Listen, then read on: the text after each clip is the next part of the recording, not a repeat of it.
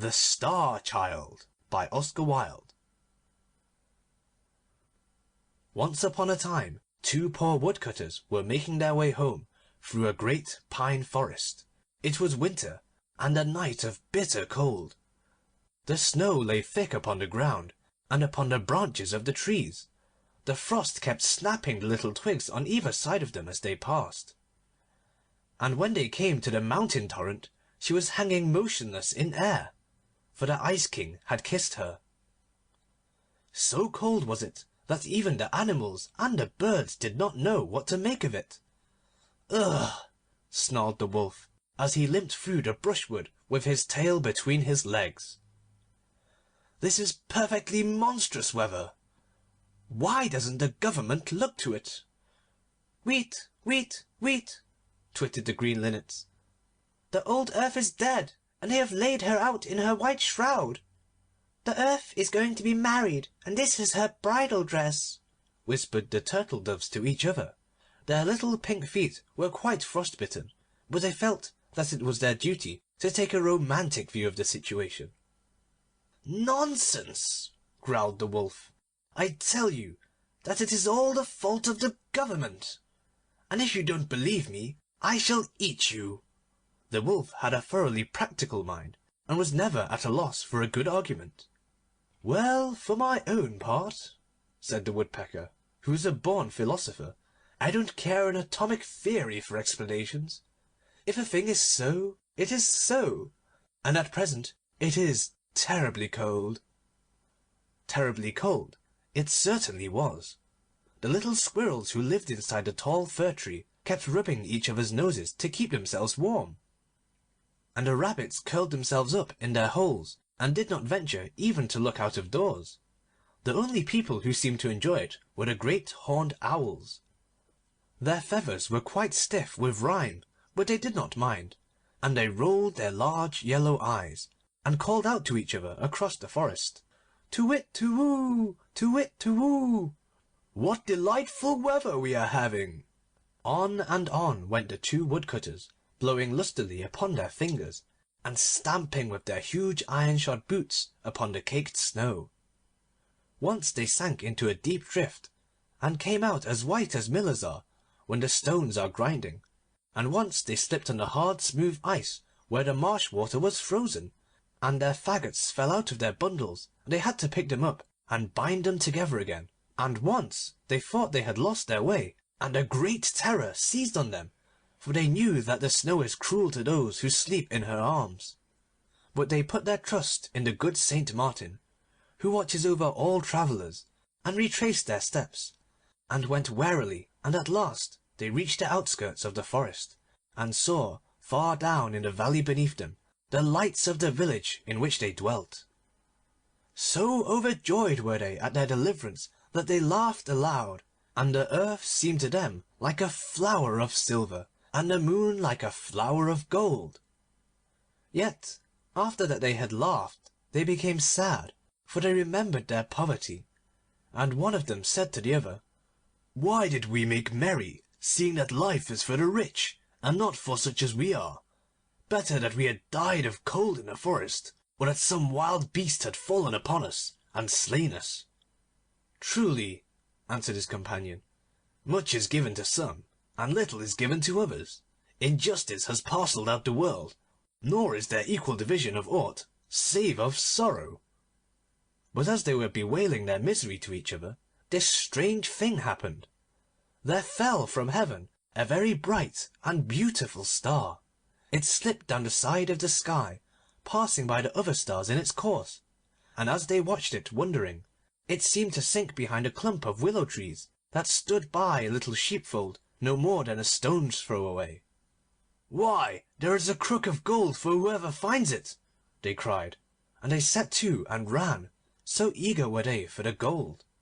And one of them ran faster than his mate, and outstripped him, and forced his way through the willows, and came out on the other side, and lo! there was indeed a thing of gold lying in the white snow. So he hastened towards it, and stooping down placed his hands upon it, and it was a cloak of golden tissue, curiously wrought with stars, and wrapped in many folds. And he cried out to his comrade that he had found a treasure that had fallen from the sky. And when his comrade had come up, they sat them down in the snow, and loosened the folds of the cloak, that they might divide the pieces of gold. But alas! no gold was in it, nor silver, nor, indeed, treasure of any kind, but only a little child who was asleep. And one of them said to the other, "This is a bitter ending to our hope, nor have we any good fortune, for what doth a child profit to a man? Let us leave it here, and go our way, seeing that we are poor men, and have children of our own, whose bread we may not give to another." But his companion answered him, "Nay, but it were an evil thing to leave the child to perish here in the snow. And though I am as poor as thou art, and have many mouths to feed, and but little in the pot, yet I will bring it home with me, and my wife shall have care of it." So very tenderly he took up the child, and wrapped the cloak around it to shield it from the harsh cold, and made his way down the hill to the village, his comrade marvelling much at his foolishness and softness of heart. And when they came to the village, his comrade said to him, "Thou hast the child, therefore give me the cloak, for it is meet that we should share." But he answered him, "Nay, for the cloak is neither mine nor thine, but the child's only." And he bade him Godspeed, and went to his own house and knocked. And when his wife opened the door, and saw that her husband had returned safe to her, she put her arms around his neck and kissed him, and took from his back the bundle of faggots, and brushed the snow off his boots, and bade him come in. But he said to her, "I have found something in the forest, and I have brought it to thee to have care of it." And he stirred not from the threshold. "What is it?" she cried. "Show it to me, for the house is bare, and we have need of many things." And he drew the cloak back, and showed her the sleeping child. "Alack, good man," she murmured, "have we not children of our own, that thou must needs bring a changeling to sit by the hearth? And who knows if it will not bring us bad fortune? How shall we tend it?" And she was wroth against him. "Nay, but it is a StarChild," he answered, and he told her the strange manner of the finding of it. But she would not be appeased, but mocked at him, and spoke angrily, and cried, "Our children lack bread, and shall we feed the child of another? Who is there who careth for us, and who giveth us food?" "Nay, but God careth for the sparrows even, and feedeth them," he answered. "Do not the sparrows die of hunger in the winter?" she asked, "and is it not winter now?" And the man answered nothing, but stirred not from the threshold. And a bitter wind from the forest came in through the open door, and made her tremble, and she shivered, and said to him, "Wilt thou not close the door? There cometh a bitter wind into the house, and I am cold." "Into a house where a heart is hard, cometh there not always a bitter wind?" he asked. And the woman answered him nothing, but crept closer to the fire. And after a time she turned round and looked at him, and her eyes were full of tears. And he came in swiftly, and placed the child in her arms, and she kissed it, and laid it in a little bed, where the youngest of their own children was lying. And on the morrow the woodcutter took the curious cloak of gold, and placed it in a great chest, and the chain of amber that was round the child's neck his wife took, and set it in the chest also. So the StarChild was brought up with the children of the woodcutter, and sat at the same board with them, and was their playmate. And every year he became more beautiful to look at, so that all those who dwelt in the village were filled with wonder. For while they were swarthy and black-haired, he was white and delicate as sawn ivory, and his curls were like the rings of the daffodil. His lips also were like the petals of a red flower, and his eyes like violets by a river of pure water, and his body like the narcissus of a field where the mower comes not.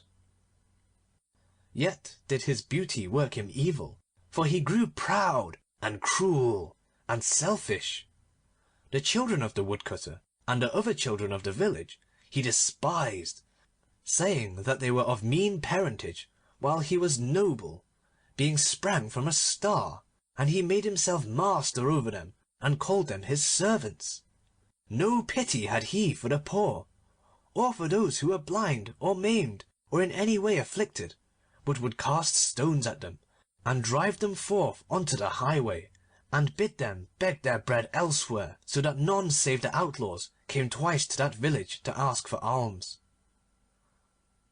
Indeed, he was as one enamoured of beauty, and would mock at the weakly and ill-favoured, and make jest of them, and himself he loved. And in summer, when the winds were still, he would lie by the well in the priest's orchard, and look down at the marvel of his own face, and laugh for the pleasure he had in his fairness. Often did the Woodcutter and his wife chide him, and say, "We did not deal with thee as thou dealest with those who are left desolate, and have none to succour them. Wherefore art thou so cruel to all who need pity?" Often did the old priest send for him, and seek to teach him the love of living things, saying to him, "The fly is thy brother, do it no harm. The wild birds that roam through the forest have their freedom. Snare them not for thy pleasure. God made the blind worm and the mole, and each has its place. Who art thou to bring pain into God's world? Even the cattle of the field praise him."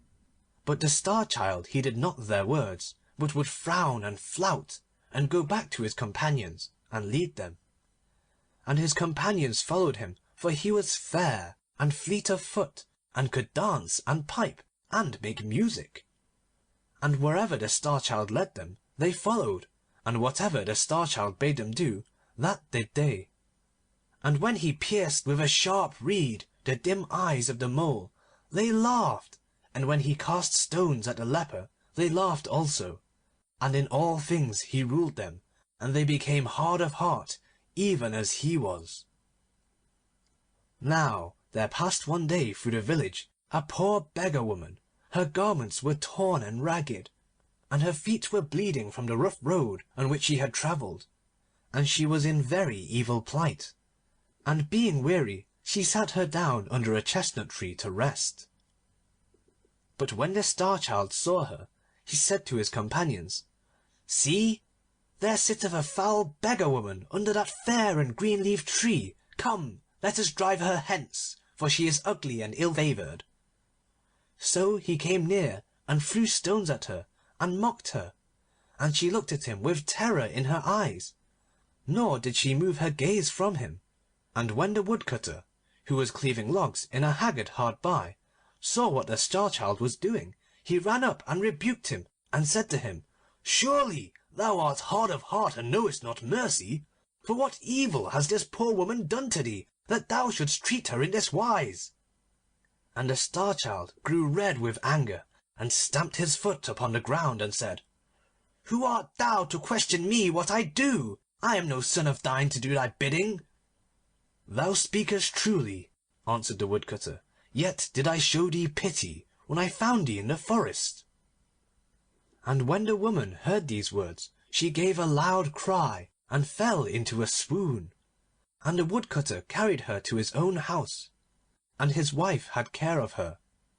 And when she rose up from the swoon into which she had fallen, they set meat and drink before her, and bade her have comfort. But she would neither eat nor drink, but said to the Woodcutter, "Didst thou not say that the child was found in the forest? And was it not 10 years from this day?" And the Woodcutter answered, "Yea, it was in the forest that I found him, and it is 10 years from this day." "And what signs didst thou find with him?" she cried. "Bare he not upon his neck a chain of amber? Was not round him a cloak of gold tissue broidered with stars?" "Truly," answered the Woodcutter, "it was even as thou sayest." And he took the cloak and the amber chain from the chest where they lay, and showed them to her. And when she saw them, she wept for joy, and said, "He is my little son whom I lost in the forest. I pray thee send for him quickly, for in search of him have I wandered over the whole world." So the Woodcutter and his wife went out and called to the Star-Child, and said to him, "Go into the house, and there shalt thou find thy mother, who is waiting for thee." So he ran in, filled with wonder and great gladness. But when he saw her who was waiting there, he laughed scornfully and said, "Why, where is my mother? For I see none here but this vile beggar woman." And the woman answered him, "I am thy mother." "Thou art mad to say so," cried the Star-Child angrily. "I am no son of thine, for thou art a beggar, and ugly, and in rags. Therefore get thee hence, and let me see thy foul face no more." "Nay, but thou art indeed my little son, whom I bare in the forest," she cried, and she fell on her knees, and held out her arms to him. "The robbers stole thee from me, and left thee to die," she murmured, "but I recognised thee when I saw thee, and the signs also have I recognised, the cloak of golden tissue and the amber chain. Therefore, I pray thee, come with me, for over the whole world have I wandered in search of thee. Come with me, my son, for I have need of thy love."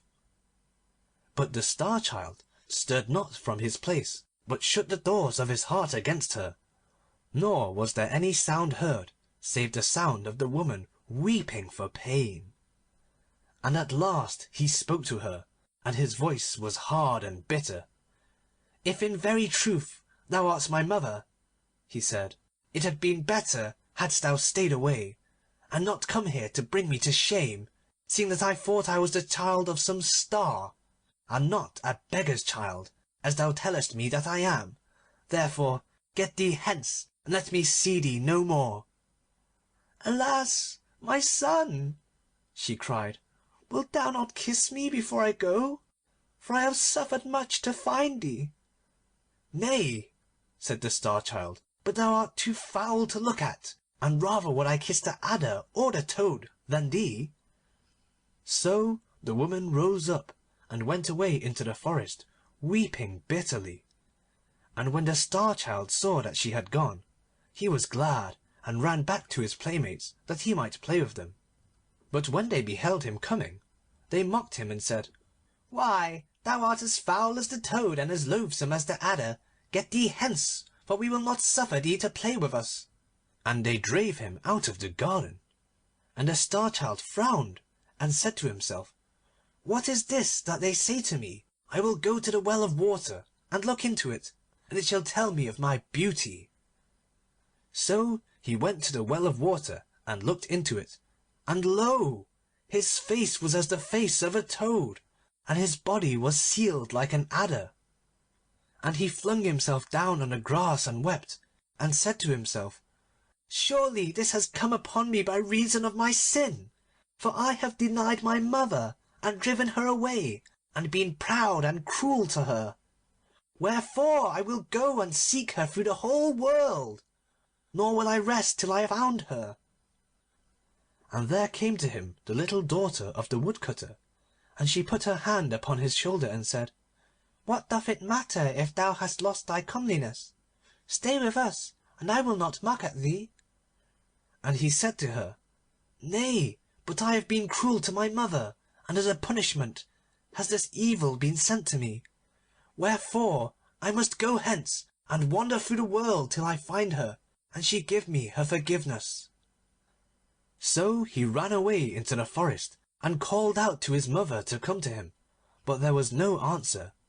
All day long he called to her, and when the sun set, he lay down to sleep on a bed of leaves, and the birds and the animals fled from him, for they remembered his cruelty, and he was alone, save for the toad that watched him, and the slow adder that crawled past.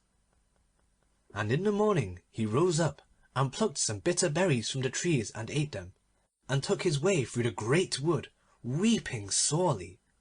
And of everything that he met he made inquiry if perchance they had seen his mother.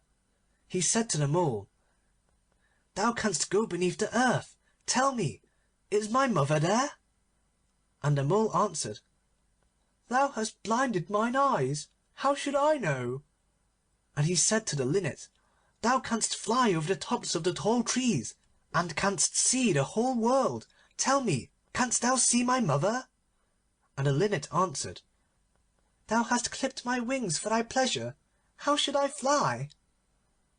And to the little Squirrel, who lived in the fir tree and was lonely, he said, 'Where is my mother?' And the Squirrel answered, 'Thou hast slain mine. Dost thou seek to slay thine also?' And the StarChild wept and bowed his head and prayed forgiveness of God's things, and went on through the forest, seeking for the Beggar Woman. And on the third day he came to the other side of the forest, and went down into the plain. And when he had passed through the villages, the children mocked him and threw stones at him, and the carlots would not suffer him even to sleep in the byres, lest he might bring mildew on the stored corn. So foul was he to look at, and their hired men drave him away, and there was none who had pity on him.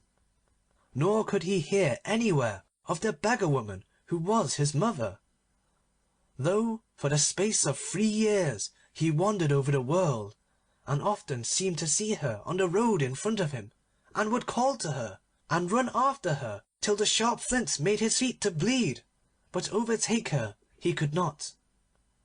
And those who dwelt by the way did ever deny that they had seen her, or any like to her, and they made sport of his sorrow. For the space of 3 years he wandered over the world, and in the world there was neither love, nor loving kindness, nor charity for him, but it was even such a world as he had made for himself in the days of his great pride. And one evening he came to the gate of a strong-walled city that stood by a river, and weary and footsore though he was, he made to enter in. But the soldiers who stood on guard dropped their halberds across the entrance, and said roughly to him, 'What is thy business in the city?' 'I am seeking for my mother,' he answered, 'and I pray ye to suffer me to pass, for it may be that she is in this city.' But they mocked at him, and one of them wagged a black beard, and set down his shield, and cried, 'Of a truth thy mother will not be merry when she sees thee, for thou art more ill-favoured than the toad of the marsh, or the adder that crawls in the fen. Get thee gone, get thee gone, thy mother dwells not in this city.' And another, who held a yellow banner in his hand, said to him, 'Who is thy mother, and wherefore art thou seeking for her?' And he answered, 'My mother is a beggar, even as I am, and I have treated her evilly, and I pray ye to suffer me to pass, that she may give me her forgiveness, if it be that she tarrieth in this city.' But they would not, and pricked him with their spears. And as he turned away weeping, one whose armour was inlaid with gilt flowers, and on whose helmet couched a lion that had wings, came up and made inquiry of the soldiers who it was who had sought entrance. And they said to him, 'It is a beggar, and the child of a beggar, and we have driven him away.' 'Nay,' he cried laughing, 'but we will sell the foul thing for a slave, and his price shall be the price of a bowl of sweet wine.' And an old and evil-visaged man, who passing by called out and said, 'I will buy him for that price.' And when he had paid the price, he took the StarChild by the hand and led him into the city. And after that they had gone through many streets, they came to a little door that was set in a wall that was covered with a pomegranate tree. And the old man touched the door with a ring of graved jasper, and it opened. And they went down 5 steps of brass into a garden filled with black poppies and green jars of burnt clay. And the old man took then from his turban a scarf of figured silk, and bound with it the eyes of the StarChild, and drave him in front of him. And when the scarf was taken off his eyes, the StarChild found himself in a dungeon that was lit by a lantern of horn. And the old man set before him some mouldy bread on a trencher, and said, 'Eat,' and some brackish water in a cup, and said, 'Drink.' And when he had eaten and drunk, the old man went out, locking the door behind him, and fastening it with an iron chain. And on the morrow the old man, who was indeed the subtlest of the magicians of Libya, and had learned his art from one who dwelt in the tombs of the Nile, came in to him, and frowned at him, and said, "In a wood that is nigh to the gate of this city of Gianos there are 3 pieces of gold. One is of white gold, and another is of yellow gold, and the gold of the third one is red. To-day thou shalt bring me the piece of white gold, and if thou bringest it not back, I will beat thee with 100 stripes. Get thee away quickly, and at sunset I will be waiting for thee at the door of the garden. See that thou bringest the white gold, or it shall go ill with thee, for thou art my slave, and I have bought thee for a price of a bowl of sweet wine." And he bound the eyes of the Star-Child with the scarf of figured silk, and led him through the house, and through the garden of poppies, and up the 5 steps of brass, and having opened the little door with his ring, he set him in the street. And the Star-Child went out of the gate of the city, and came to the wood of which the magician had spoken to him. Now this wood was very fair to look at from without, and seemed full of singing birds and of sweet-scented flowers, and the Star-Child entered it gladly. Yet did its beauty profit him little, for wherever he went harsh briars and thorns shot up from the ground and encompassed him, and evil nettles stung him, and the thistle pierced him with her daggers, so that he was in sore distress. Nor could he anywhere find the piece of white gold of which the magician had spoken, though he sought for it from morn to noon, and from noon to sunset.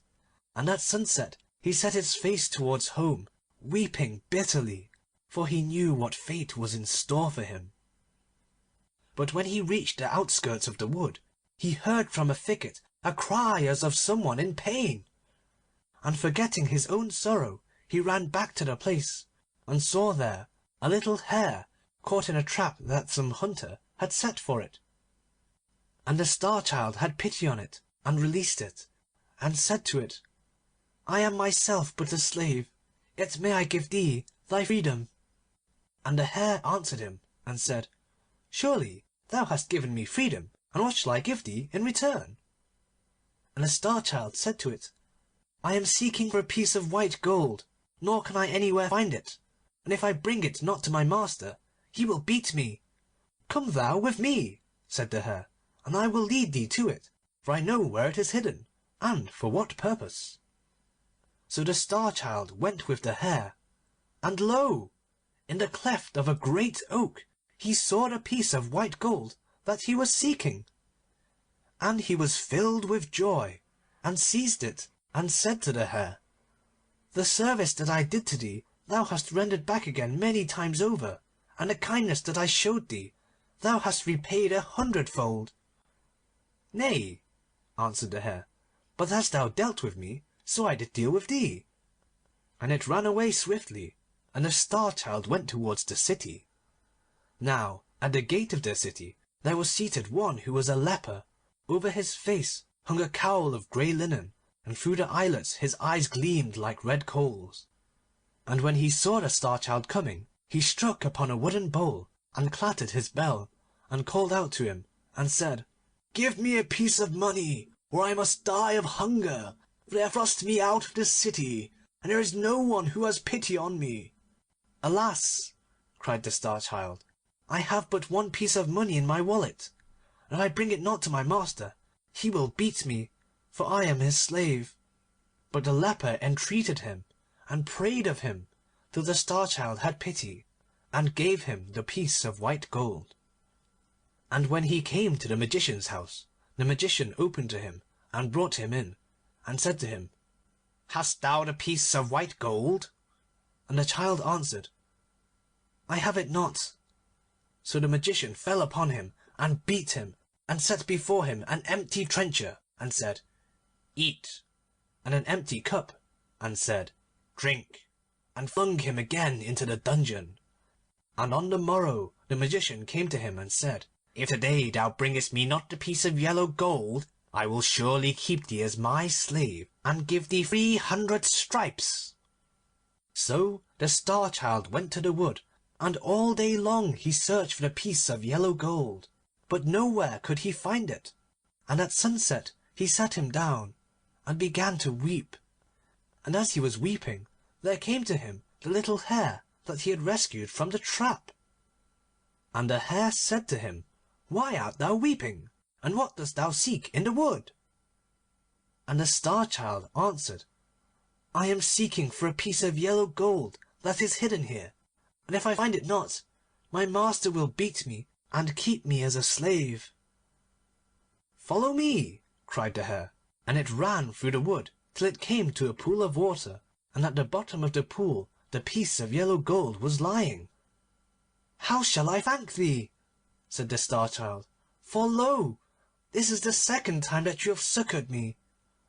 "Nay, but thou hadst pity on me first," said the hare, and it ran away swiftly. And the Star-Child took the piece of yellow gold and put it in his wallet, and hurried to the city. But the leper saw him coming, and ran to meet him, and knelt down and cried, "Give me a piece of money, or I shall die of hunger." And the Star-Child said to him, "I have in my wallet but one piece of yellow gold, and if I bring it not to my master, he will beat me and keep me as his slave." But the leper entreated him sore, so that the Star-Child had pity on him, and gave him the piece of yellow gold. And when he came to the magician's house, the magician opened to him, and brought him in, and said to him, "Hast thou the piece of yellow gold?" And the Star-Child said to him, "I have it not." So the magician fell upon him, and beat him, and loaded him with chains, and cast him again into the dungeon. And on the morrow the magician came to him, and said, "If to-day thou bringest me the piece of red gold, I will set thee free, but if thou bringest it not, I will surely slay thee." So the Star-Child went to the wood, and all day long he searched for the piece of red gold, but nowhere could he find it. And at evening he sat down and wept, and as he was weeping there came to him the little hare. And the hare said to him, "The piece of red gold that thou seekest is in the cavern that is behind thee, therefore weep no more, but be glad." "How shall I reward thee?" cried the Star-Child, "for lo! this is the third time thou hast succoured me." "Nay, but thou hadst pity on me first," said the hare, and it ran away swiftly. And the Star-Child entered the cavern, and in its farthest corner he found a piece of red gold, so he put it in his wallet, and hurried to the city. And the leper, seeing him coming, stood in the centre of the road, and cried out, and said to him, "Give me the piece of red money, or I must die." And the Star-Child had pity on him again, and gave him the piece of red gold, saying, "Thy need is greater than mine." Yet was his heart heavy, for he knew what evil fate awaited him. But lo! as he passed through the gate of the city, the guards bowed down and made obeisance to him, saying, "How beautiful is our lord!" And a crowd of citizens followed him, and cried out, "Surely there is none so beautiful in the whole world!" So that the Star-Child wept, and said to himself, "They are mocking me, and making light of my misery." And so large was the concourse of the people that he lost the threads of his way, and found himself at last in a great square, in which there was a palace of a king. And the gate of the palace opened, and the priests and the high officers of the city ran forth to meet him, and abased themselves before him, and said, "Thou art our lord, for whom we have been waiting, and the son of our king." And the Star-Child answered them and said, "I am no king's son, but a child of a poor beggar woman. And how say ye that I am beautiful, for I know that I am evil to look at?" Then he, whose armour was inlaid with gilt flowers, and on whose helmet crouched a lion that had wings, held up a shield and cried, "How saith my lord that he is not beautiful?" And the Star-Child looked, and lo! his face was even as it had been before, and his comeliness had come back to him, and he saw that in his eyes which he had not seen there before. And the priests and high officers knelt down and said to him, "It was prophesied of old that on this day should come he who was to rule over us. Therefore let our lord take his crown and this sceptre, and be in his justice and mercy are king over us." But he said to them, "I am not worthy, for I have denied the mother who bare me, nor may I rest till I have found her, and known her forgiveness. Therefore let me go, for I must wander again over the world, and may not tarry here, though ye bring me the crown and the sceptre." And as he spake, he turned his face from them towards the street that led to the gate of the city, and lo! amongst the crowd that pressed round the soldiers he saw the beggar woman, who was his mother, and at her side stood the leper who had sat by the road. A cry of joy broke from his lips, and he ran over, and kneeling down he kissed the wounds of his mother's feet, and wet them with his tears. He bowed his head in the dust, and sobbing, as one whose heart might break, he said to her, "Mother, I denied thee in the hour of my pride.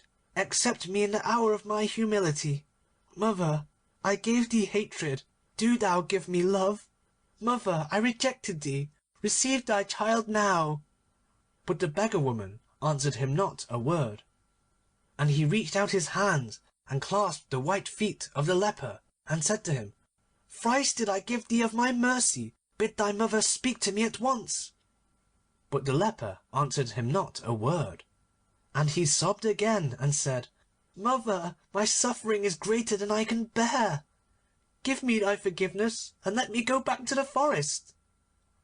And the beggar woman put her hand on his head, and said to him, "Rise." And the leper put his hand on his head, and said to him, "Rise" also. And he rose up from his feet, and looked at them, and lo! they were a king and a queen. And the queen said to him, "This is thy father whom thou hast succoured." And the king said, "This is thy mother, whose feet thou hast washed with thy tears." And they fell on his neck, and kissed him, and brought him into the palace, and clothed him in fair raiment, and set the crown upon his head, and the sceptre in his hand. And over the city that stood by the river he ruled, and was its lord. Much justice and mercy did he show to all, and the evil magician he banished, and to the woodcutter and his wife he sent many rich gifts, and to their children he gave high honour, nor would he suffer any to be cruel to bird or beast, but taught love and loving kindness and charity, and to the poor he gave bread, and to the naked he gave raiment, and there was a peace and plenty in the land. Yet ruled he not long, so great had been his suffering, and so bitter the fire of his testing. For after the space of 3 years he died, and he who came after him ruled evilly. End of The StarChild by Oscar Wilde.